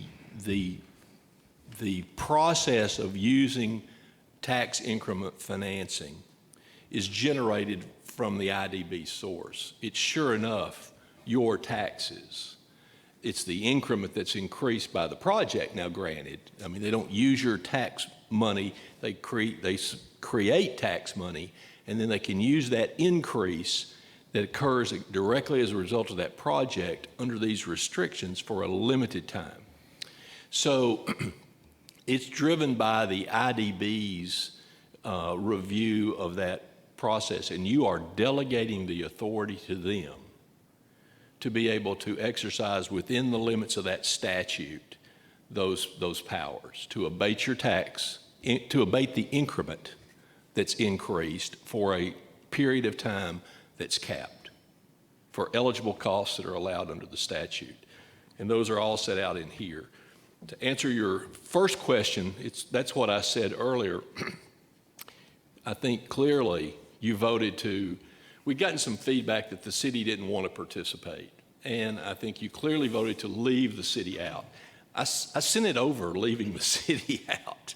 And the IDB was, I think it's fair to say that they wanted the city, that they've created a document that leaves the city out unless the city wants to jump in. And if they want to jump in on the document that's crafted right now for Montgomery County, then they may pass their resolutions or ordinances and they may opt in with their tax dollars. So we did say leave the city out, but I think the IDB, if the IDB could speak and was here to speak, would say to you in all those discussions, they did not want to leave the city without an opportunity to join. I'm correct in saying if this body passes it next Monday night, the city has 60 days to pass it. I think the city, the IDB has passed this. I think they have 60 days from the date the IDB passed it. Okay. Thank you. Commissioner Vallejos? Thank you, Mayor. Pertaining to what you were just speaking to, prior to this, of course, we had a lot of fallout in the paper and the disagreement. Have we hammered out the disagreement? Are we on a smooth path to success here, or are we still on rocky roads? Because their understanding of the document was totally different from us. And the reason I'm saying that if there's still not an understanding, I mean, then we need to continue to move forward, because I don't want to continue on a relationship there's no relationship, it's one-sided. While I understand the IDB's desire to always leave an open door, but at the same time, how far down the path do we go? And then all of a sudden, we've gone far enough down the path, and then they want an injection, just like you said, they want input. They want to be able to submit names, but now we've gone down so far down the path. So I mean, we've got to make a decision, and I don't know, are we clear now? Legal minds. I think we're perfectly clear that this body, if they choose to do so, can pass this document, and we have a TIF in place. The issue would be that if the city does not adopt it, the 23% incremental increase that they would gain out of the city tax rate would not be affordable to somebody as an incentive as part of the project. And I hear you, Mayor, and I know it's a different lay of laws in Kentucky, but the same process happened in Bowling when we made our trip.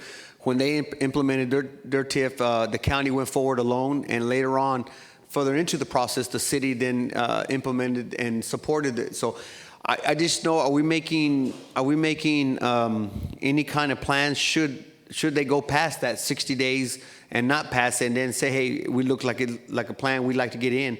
Is there something there, a path for them to get back into the process? I think you've posed made a lot of points. Well, you're a lawyer. Posed a lot of questions. Pull it out. And I don't think we're on a rocky road to completing the process on behalf of Montgomery County. I think you guys have had workshops. You've all worked hard. You've all talked about it. You've all analyzed it. You may vote it up. You may vote it down. But you know what Montgomery County's put together. And then it would not be fair for me to tell you that I can, with any degree of accuracy or certainty, tell you how anybody else feels about it. I feel pretty good about having communicated with all of you. On the 60 days, so where that left us was, we've completed the task for Montgomery County. We've made all of the concessions that appeared to not violate Montgomery County's design. That could be accommodated by the city's requests. And if they don't do it in 60 days, I really can't tell you that the IDB can't fashion some way to let them come back in later. Okay. I really don't think it's impossible, to be blunt with you. If we create this TIF district and a project comes in and it gets approved, I don't know anything that would preclude that person from applying to the city for a TIF on the same piece of property for the city's TIF. But the difference is you will have delegated it to the IDB, and they would have performed all the administrative functions, and they have fee charges in there to pay them to do it. And you would have been able to say, developers, here's where you start. If they don't come in on this plan, which has created a district and delegated that authority, then they'll start back and have to have a public hearing and have to analyze it with that public hearing and have to create a whole new TIF. The idea of this was an efficient district where you could send in that application and begin the process there by delegating your power to the IDB. Which the comptroller of the state of Tennessee has basically approved. Which we discussed with the comptroller of the state of Tennessee at length. Okay. And have no indication that he believes we exceed the statute. And one last question. On the matter of the application, we had talked, and I sat right next to Commissioner Marconi, and we talked about this, about transparency. And I would like to see on the application that the applicant is either a member of the governing body, the county body, city body, or works for, like yourself, works for the county, and you fall within the TIF district, so they're just transparency. I think you ought to be able to apply and benefit from all this because, I mean, you after all own a business down here as commissioner, so I think that's fair. But just so that the public knows, we did talk about this, and I think it needs to be on the applicant itself, to be on the application. Let me suggest one thing to you. So, having information is sometimes tantamount to an allegation that you're disparately applying equal, what are benefits that are equal to everyone. And so, for example, unless we can really exclude someone from participating in a TIF because they're an owner. No, let me interrupt you real quick. It's not about excluding anybody, it's about transparency. So, I mean, everybody who is in this TIF district ought to have the same equal right as anybody else. And they but do. It's just a propriety, and that's our job as county commissioners. So it's not about the direction you're going now. I just wanted to bring clarity. If they live in this TIF district, everybody is. I'd get out there and I applaud them and I would support them 100%. But as my part, I want transparency. Let me suggest this to you. I want you to think of the analogy in an employment law setting. It's difficult to say, I want you to put down your age on the employment application, but it really doesn't matter. We're not going to take that into consideration. I mean, I think there's a point where unless the information, it may be something that's important, but you're going to have to list who's the owner of the property or who's the developer on the document. That will be there because they're the ones who are applying for the grant and getting the funding. But now it's open to everyone. Yeah. And the IDB should engage itself in appropriate conflict of interest analysis by statute. But what some people believe is a conflict of interest is not necessarily what the statutes always say is a conflict of interest. So I will, what if I suggest this to you, Commissioner? What if I work with you over the next week as we move from the informal session to the formal session? So when we look at that application, if there's something on there you want added, you and I can talk about it so you and I can prepare your motion if you want to move to amend it. And I will, yes. And I'll do that. And like I said, it's not every day you apply for up to $3 million of TIF money. So I think there's a difference. So I think that's my concerns. Thank you. I want to pay full attention to it. Commissioner Gannon? Just to double check, I noticed in there that 3 million or 15%, whichever is the lesser, is still in the verbiage in the contract, correct? Yes. Was there any changes that were made from what we initially had at our meeting here before we sent it to the IDB? What changes were made from the process, the stop here, to going into their hearings, or were there any? Well, I think that I can clearly tell you there was, first off, you have the documents, and there are three. One's the economic impact plan, and that's the plan that we had when we first asked the IDB to engage in the process to conduct a public hearing and gauge the economic impact, and then as a starting point for that. They are required to do that to submit a proposal to us. We then engaged in a lot of, I really don't remember, but I may be wrong. But we engaged in a lot of workshops and a lot of discussion, and we started looking at more specific policies and procedures, which is the second document that's attached to this resolution. I don't know that that was in our first resolution. I think it was created and developed along those workshops and in that time period, but I just have to go back and look. But that changed several times. We looked at a lot of different things. The numbers he just talked about actually changed. Right. It was at 10%. But I think to fairly answer Commissioner Gannon's question, I think the big change in what we sent, what we went through, what we had work sessions over compared to what came back is the document gives the city the opportunity to get back to get in it if they want to. I think that's the substantive change to it. Well, yes, and really one other real meaty number was that 1% that can be used to maintain the park or to have other projects. we agreed to let them keep Let them keep their percentage. their share of that 1%, which is a direct dollar. It's not a big dollar, but it's a dollar amount. But you know, it evolved several times through those 2 or 3 workshops. Okay. And then the third document is a support agreement, which was not in the original resolution. The IDB told us they'd like to really get a handle on the administrative part of who's going to handle what. So there's a support agreement in there too. And that's what the IDB passed and has sent to us to ask us to approve.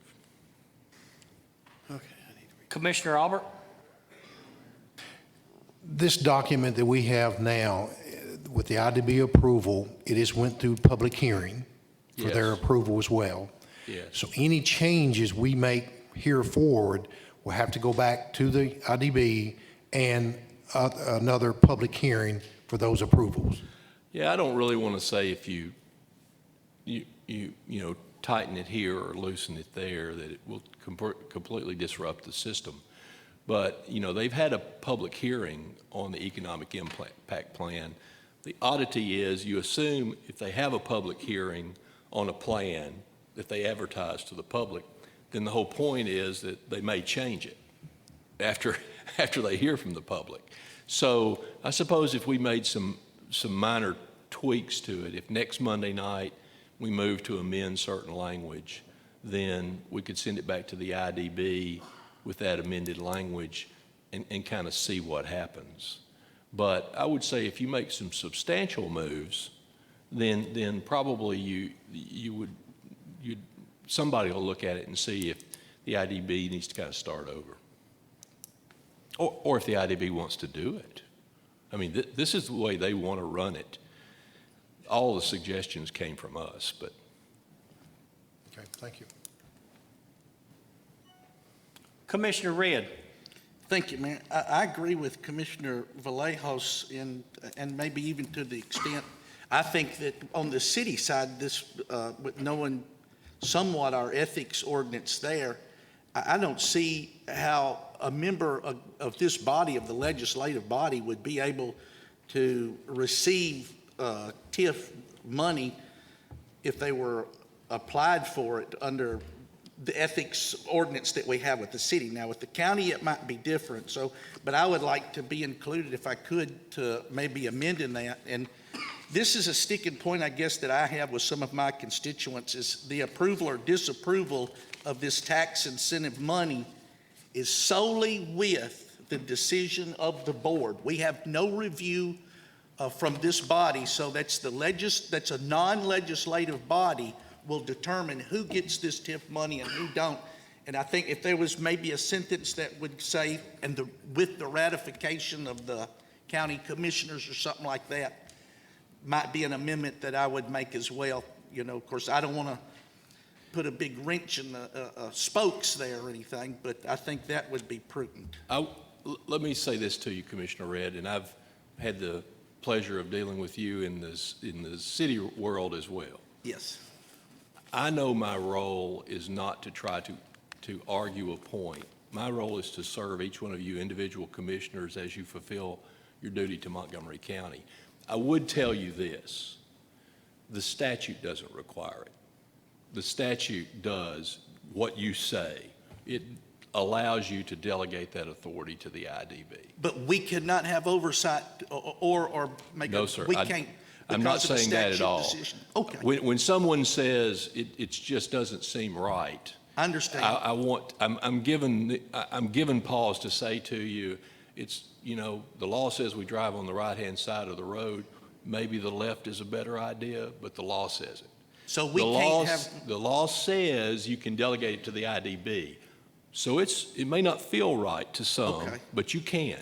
If you want to put an overlay that somehow you're delegating it to them, but they can't approve it without coming to you, please let me suggest this to you. Okay. Anyone can walk in here tomorrow. Take a piece of land outside this TIF district. Someone can walk in here tomorrow and say, I would like to apply for a TIF, just like they did on the public's property. There wasn't a TIF district. There was a piece of property out there. And someone walked up and said, I'd like to talk to the city, and I'd like to talk to the county about a TIF.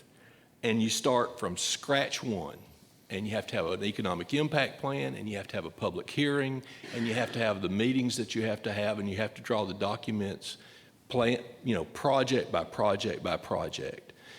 There are some who believe that's not as conducive to development and incentives as being able to start with an approved district and a delegation of those powers. So if you were going to say, oh, let's bring it back to this body and let us, have 60 days or 30 days to approve it, you'd really somewhat be defeating the process of delegating it. But I'm not telling you you can't move to amend, and you may feel just that way, that I like the TIF plan, but they're going to have to approve every project with us. But in many respects, that's totally self-defeating the district that we've tried to create. Thank you. I might add to what Mr. Harvey said is that it doesn't happen daily. I wish it did, but we have businesses that come in here every day that the IDB creates not every day, but quite often that the IDB creates pilots on. And they've got a tiered plan. It's tier 1 through 5, I believe. And they don't come back to this body to abate our property taxes. And it's based on a formula of the number of employees, their initial investment. And that's the way that Montgomery County and this community has been doing business for 50 years. And we've delegated that authority to the Industrial Development Board. And I think we've got a very competent Industrial Development Board. I think they have good counsel. And I think you can look at the industry that we have that kind of speaks to the job that they have done. And a lot of those have been done with the help of this body, without a doubt, with the HSC project, the purchasing of the property, with the Google project, purchasing some additional property. But there's a lot of businesses out there today that have not come before this body. This body has not approved it, but they've been given a payment in lieu of tax agreement through the Industrial Development Board. And so, quite frankly, and I do respect what you're saying, Commissioner Redd, but quite frankly, if you have a body that approves it, and then it has to go to another body approve it, and then potentially go to the city body, and it's got to get approval. What happens if one of the three disapproves it?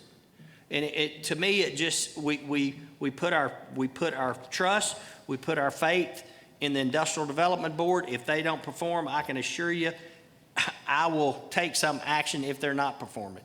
But I think to create all these different layers of approval is just another sign of us not being open to new development and new businesses.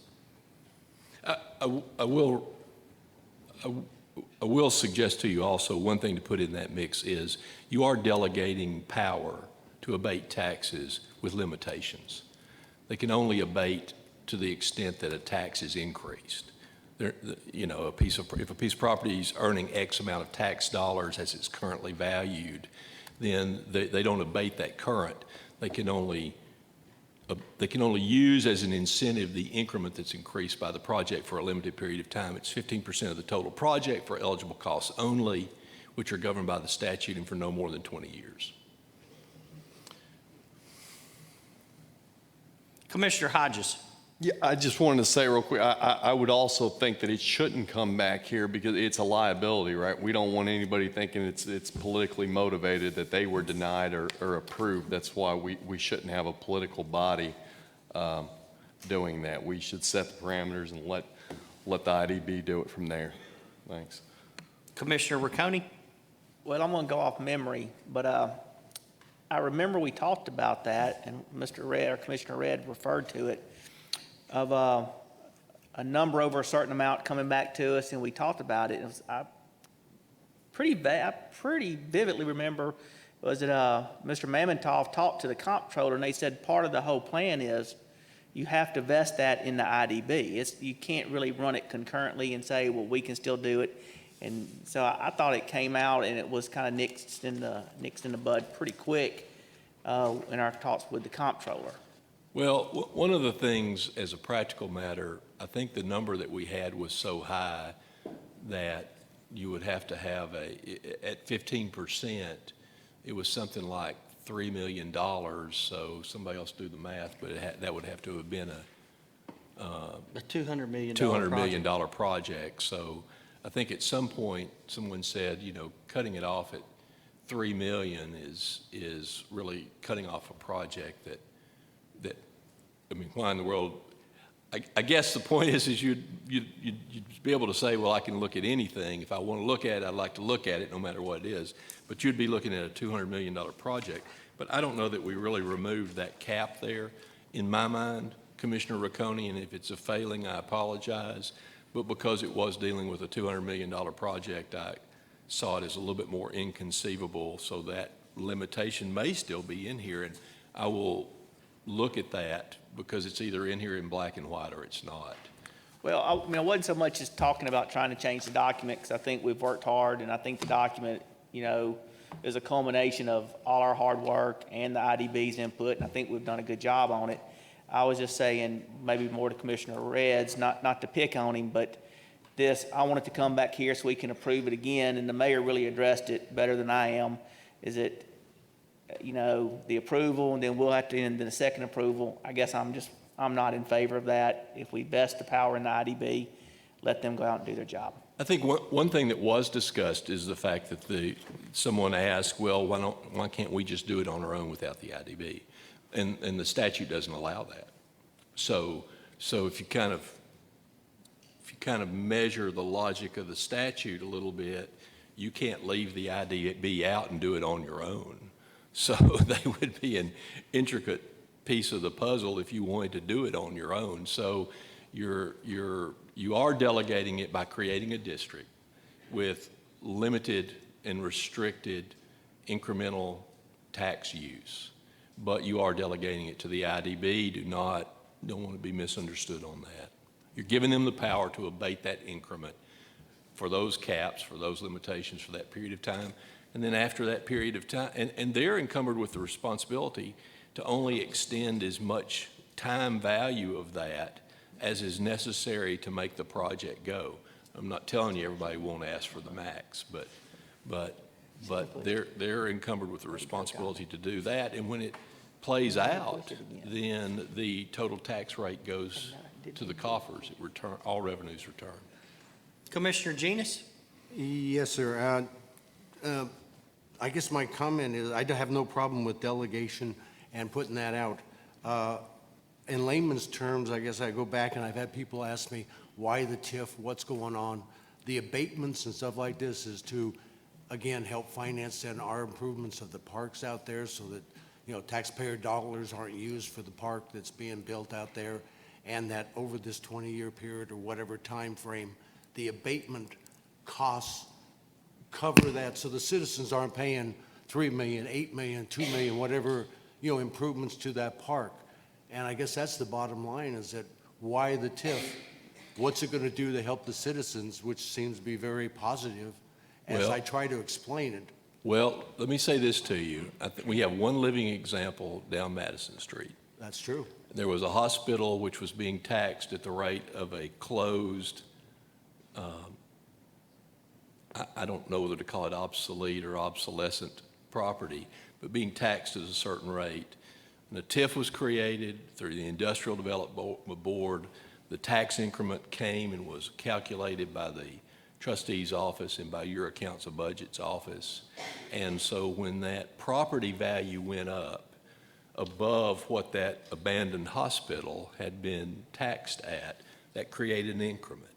Yes, and that increment was used to fund the demolition of the building. And it was a proposal where a developer said, I need for me to do what I want to do here, I want to get some help to reduce this cost and make this land a little bit more usable for me. I'm picking up demolition costs. And so that's a living and breathing example of a property that was bringing in smaller tax dollars, created its own increase And now I understand, Mr. Taylor might could tell me that that increment's paid off, that indebtedness. Is that correct? It hasn't paid it off yet, but it'll pay it off in less than the 10-year plan that it would take. So it'll pay itself, it'll pay off. And that's the whole advantage of this whole thing with the city and county teaming together and being able to provide the abatements and then that additional monies to cover the Because if for the last 10, costs. because you committed taxes that were created. That were created, That were correct. created by the project. And then it's paying off that. And then when it's done, if it's paid off, as Mr. Taylor says, in another year, you're now creating, you now keep those property taxes to your general revenues. Now that's called a success story. Correct. I guess that's what I'm I not just wanted suggesting to- to you that everything works out like that, but just in this community, we happen to have one. I just wanted to go back maybe to the original, why we're having it, what it's there for, and as I said, delegating those responsibilities to a board that has done an outstanding job, bringing in people, industry, everything else. I have no problem at all. I thank you very much. Thank you, Mr. Mayor. Thank you, Commissioner Genus. Commissioner Red? Well, I do. I have a problem at all because these are sole proprietorships, and like you talked about the incremental portion, it's going to take years before that money can be given to that place to pay that off, and it will be here as well. And I understand that for the large, very large corporations that come in here, we've given tax incentives before, but in many of those cases, at least on the city side, we've had to vote for those places. And now this is going to be incremental dollars, and it's going to take forever to come back. So I suppose we're going to have to borrow this amount up front because you mentioned the old hospital there. The increment has not been enough to do the demolition work there, and it's taken probably 10 years before that increment can pay that back. Yes. Well, I think that increment was set up to be paid back in 10 years. I think it's going to be paid back in 9. So actually, if without the TIF, you might still be looking at an old hospital out there with weeds growing up all around it with no development there. And so now, after a 9-year period or 8-year period, whatever they pay it off, 100% of that increased property tax revenue that development has created is going into Montgomery County and the city of Clarksville's coffers. Without it, that we may still drive out Madison Street and look at an old hospital every day. Let me just say, the increment, the base amount on that property at the old hospital was just under $52,000. The increment over that base now is over $122,000 that goes to pay for that demolition. That doesn't even include the portion that is from the city that helps pay that off as well. So it'll be paid off in around 7 or 8 years on that 10-year TIF agreement. Yes, but, okay, I guess then this would just be my last point on a TIF because I don't want to get into debating a TIF with the mayor and everyone, but this is tax dollars. It's being given to private sole proprietorship individuals that would have been there anyway. If there was no TIF to give for this hospital or whatnot, we don't know who might have bought that land without the incentive, I guess you can say, and that increase in the tax dollars, just like the increment that will be in the proposed area here, many of that taxes would have gone up in any case because over the years, just your property values go up, and there would have been a developer or whatnot, perhaps, that would have developed there anyway, and those are tax increment dollars that could have gone to schools or whatnot. Please let me emphasize my respect for you, and I mean that sincerely. I'm not here to debate you, but you're exactly right. If you look at that single example and you say, gee, if we had told him no TIF, the next year somebody else might have bought that piece of property and torn the hospital down and built a shopping center out there anyway, and we would have tax increase. That kind of crystal ball is unpredictable, but it does allow the use of the incremental increase created by the project for a limited period of time. It cannot exceed 20 years. It cannot exceed 15% of the project. And if you just say, well, we'd rather not have that incentive, then because private industry or whatnot will come and buy it anyway without the incentive. There's no argument to that. That is how it works. You're correct about that. And Commissioner Redd, I respect what you said about you don't want to debate it with the mayor, and I understand that. But this district, if you look at downtown, since the tornado, the property values are going down.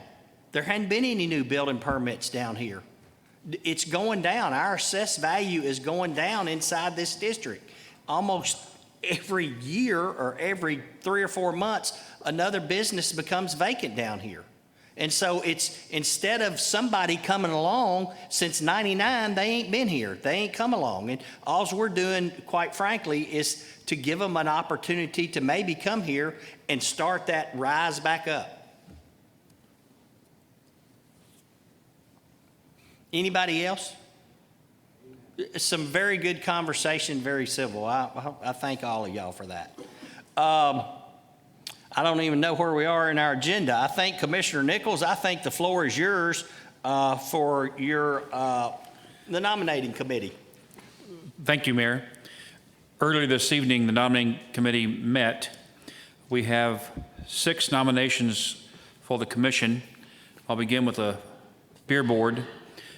Commissioner Wallace Redd has been filling an unexpired term and is now eligible and nominated to serve his first full 3-year term to expire July 2019. I have 3 nominations for the Legislative Liaison Committee. Commissioner Tommy Vallejos has been filling an unexpired term and is now eligible and nominated to serve his first full 2-year term to expire July 2018. And Commissioner John Jennis is nominated to serve another 2-year term to expire July 2018. And Commissioner Mark Riggins is nominated to replace myself for a 2-year term to expire 2018.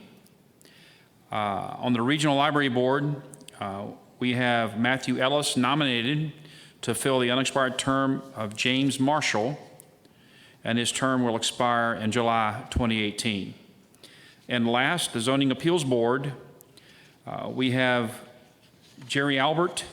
Commissioner Jerry Albert is nominated to replace Commissioner Charlie Keene for a 5-year term to expire July 2021. And that's all we have from the nominating committee, Mayor. Thank you, Commissioner Nichols. Under the county mayor nominations, by County Solid Waste, Commissioner Ed Baggett's been filling an unexpired term and is now eligible to serve his first full 6-year term. EMS, Commissioner David Harper has been filling an unexpired term and is now eligible to be nominated to serve his first full 3-year term. Fire Committee, David Graham has been filling an unexpired term, is now eligible to be nominated to serve his first full 3-year term. John Todd is nominated to serve his second 3-year term. Judicial Commissioner Darlene Sample, the lead commissioner, nominated to serve another 1-year term. Rebecca Adair, nominated to serve another 1-year term.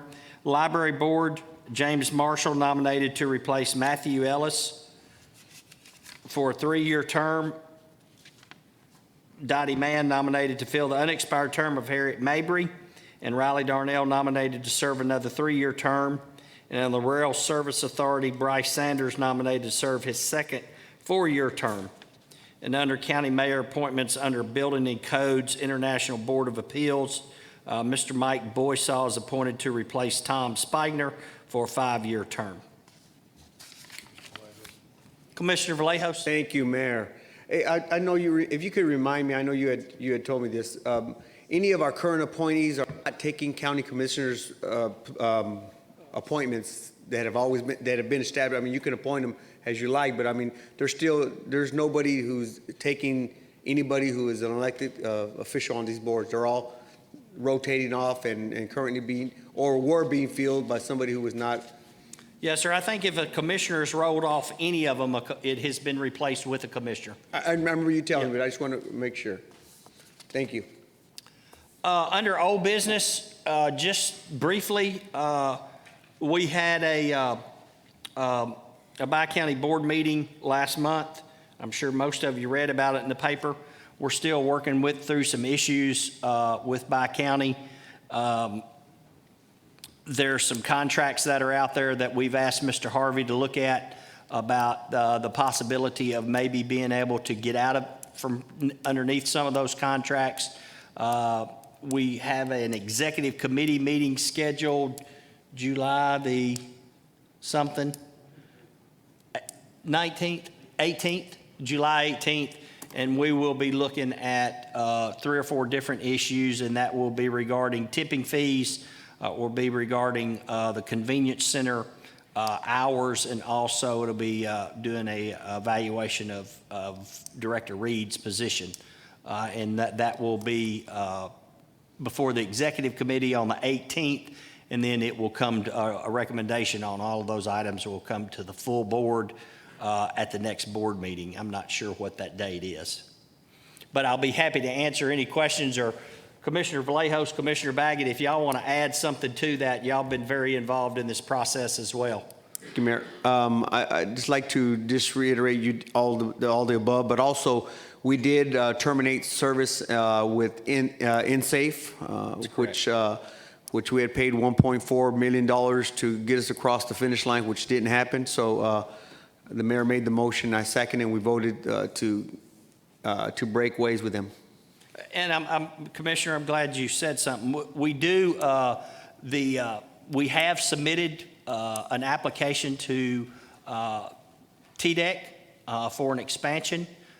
They've acknowledged submittal of that. We hope that we can get a draft permit back on that maybe within the next maybe 30 days or less, and that's going to allow us to go ahead and start construction on this cell, and we think we can get it completed in near enough time to be able to continue to put our waste from Montgomery, Stewart County, and Fort Campbell into our landfill. And I think what's good, Mary, also is that we can, the fact that TDEC has come to every single meeting since this issue rose to the top, and they've been there and they've been very cooperative and just, really going out of their way. And just to say that they come from Nashville for our meetings and sit in there, so I applaud them for coming out.